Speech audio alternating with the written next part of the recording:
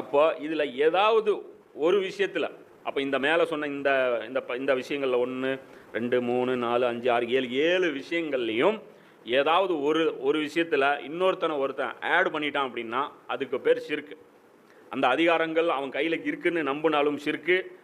அதில் கூட்டாளியாக இருக்கிறான், அது அதிகாரம் இல்லை ஆனால் கூட்டாளியாக இருக்கான் அப்படின்னு நம்பினாலும் அது ஷிர்க்கு.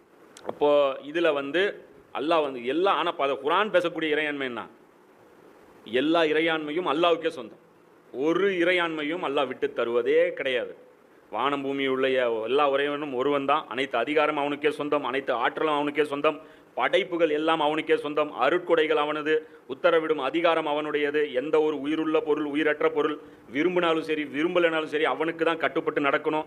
வேறு யாரிடமும் சின்ன அதிகாரமோ பெரிய அதிகாரமோ துளி கூட அல்லாஹ் பிரித்து கொடுக்கவே இல்லை. படைப்புகள் விவகாரம் அவன்தான் முடிவு செய்வான். துவா கேட்பது, அபயம் தேடுவது, உதவி தேடுவது, பயப்படுவது, கட்டுப்படுவது என்று இந்த அனைத்திலும் அவன் ஒருவனே இறைவன். இது எல்லாமே உள்ளடக்கி சொல்லப்படுவது தான் கலிமா. கலிமாவுக்கு 50க்கும் மேற்பட்ட மீனிங் இருக்குன்ட்டு நான் சொல்லலை, முஜாஹித் இப்னு ரஷீன் சொல்கிறார். அதில் ஹாக்கிமியத்தும் அடங்குங்கிறது இன்னொரு சலஃபி ஆலிம் சொல்கிறார். ஆனால் ஹாக்கிமியத்தை அடங்காதுன்னு சொல்லிட்டு இவரே பேசுகிறார். மன்னராட்சியுடைய தலைப்பு கொடுக்கும்போது ஹாக்கிமியத்தை அடங்காதுன்னு சொல்லிட்டு அவர் அதில் பேசுகிறாரு. இவங்களுடைய எந்த முரண்பாடு இருக்குது பாருங்கள், இது நரக படுகொலியில் தள்ளக்கூடிய முரண்பாடுகள். இதை இன்ஷால்லா அதை டீட்டெயிலாக எடுத்து காட்டுவோம். ஆனால் கலிமாவுக்குள்ளே இத்தனையும் அடக்கம். இப்போது அரசியல் எல்லாத்தையுமே, ஆன்மீகம், இது எல்லாத்தையுமே அடக்கி எல்லாத்தையுமே உள்ளடக்கி பேசக்கூடிய சில வசனங்கள் பார்ப்போம். அப்போ சில விஷயங்கள் வரும். வானத்திலும் இறைவன் அல்லாஹ், பூமிக்கும் இறைவன் அல்லாஹ். அப்போ அது என்ன மீனிங்கில் பேசுகிறான்? பூமிக்கு இறைவன் அல்லான்னா அதுக்கு விளக்கம் கொடுக்குறேன். இது என்ன விளக்கம் தெரியுமா? சொல்கிறாங்க பூமியுடைய ஆட்சி அல்லாஹ்வுக்கு அப்படின்னா என்ன அர்த்தம்னா, மழை பெய்ய வைக்கிறது, இந்த கடல் இருக்குல்ல அதை நீராவி மேலே போகிறது, அந்த சைக்கிள் இருக்குல்ல அது காற்று கொடுக்கறது, மரங்களை வெளிப்படுத்துறது, உயிரினங்களுக்கு உணவு கொடுக்கறது, இதெல்லாம் அல்லாஹ்வுடைய ஆட்சியில் இருக்குது அப்படிங்கிற இந்த விளக்கம் ஏதோ ஒரு சலஃப் கொடுத்தாங்களா? ரூலிங்கில் இருக்கிற ஆட்சி இல்லை, இந்த ஆட்சிகளை தான் இது குறிக்கும்னு எந்த சலஃபா அந்த விளக்கம் பேசும்போது சுய விளக்கமாக பேசுகிறாங்க.